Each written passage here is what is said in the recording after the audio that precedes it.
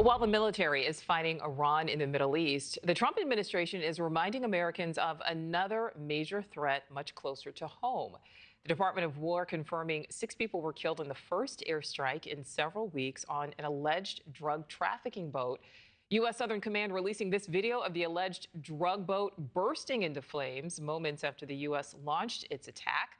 Operation Southern Spear has targeted and killed dozens of suspected narco-terrorists since it began last September.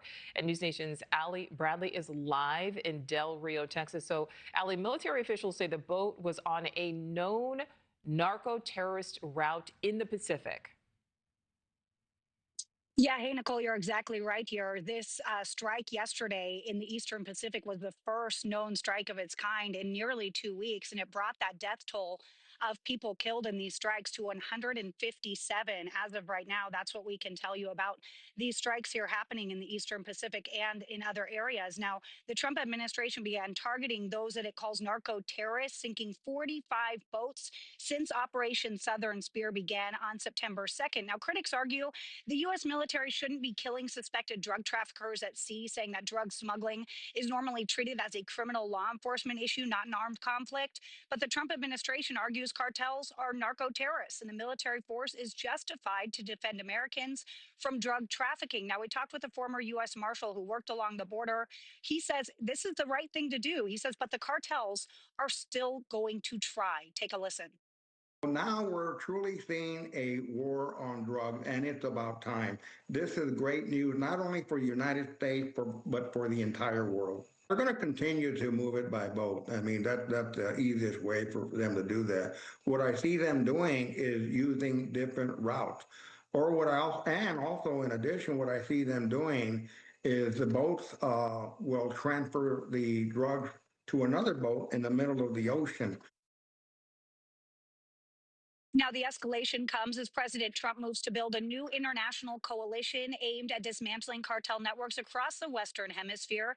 At the Shield of the Americas Summit in Florida, Trump announced the creation of what he's calling the America's Counter Cartel Coalition. It's a partnership of 17 Latin American and Caribbean nations expected to coordinate military action against drug trafficking organizations. Now, the group signed a security declaration alongside Defense Secretary Pete Hegseth late last week.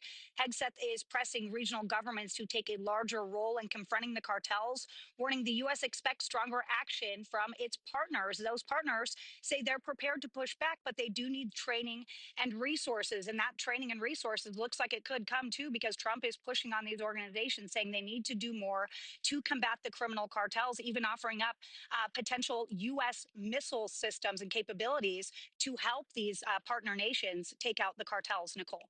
So, Ali, is Mexico part of this new coalition? What's really interesting here is Mexico was notably not at the signing declaration with Pete Hegseth, and they were not at the ceremony on Saturday with the president either. They're absent from this coalition altogether, which is a really interesting thing to see. Mexico's president, Claudia Sheinbaum, saying her government will continue cooperating with the U.S. on intelligence, but maintains that security operations inside Mexico must be carried out by Mexican forces. Now, she's repeatedly rejected the idea of U.S. troops entering Mexico, saying the country has already made security progress while protecting its sovereignty. However, President Trump maintains that the cartels are running Mexico. Take a listen. As part of our commitment to countering the cartel presence in our region, we must recognize the epicenter of cartel violence is Mexico. The Mexican cartels are fueling and orchestrating much of the bloodshed and chaos in this hemisphere, and the United States government will do whatever is necessary to defend our national security and to protect the safety of the American people.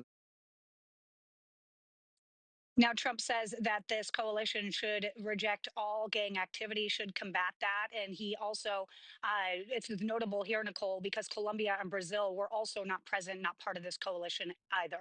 Nicole. All right, Ali Bradley live for us there along the border. Thank you. Thank you for watching. Subscribe below and download our NewsNation app right now on your phone, and you will get fact-based, unbiased news for all Americans.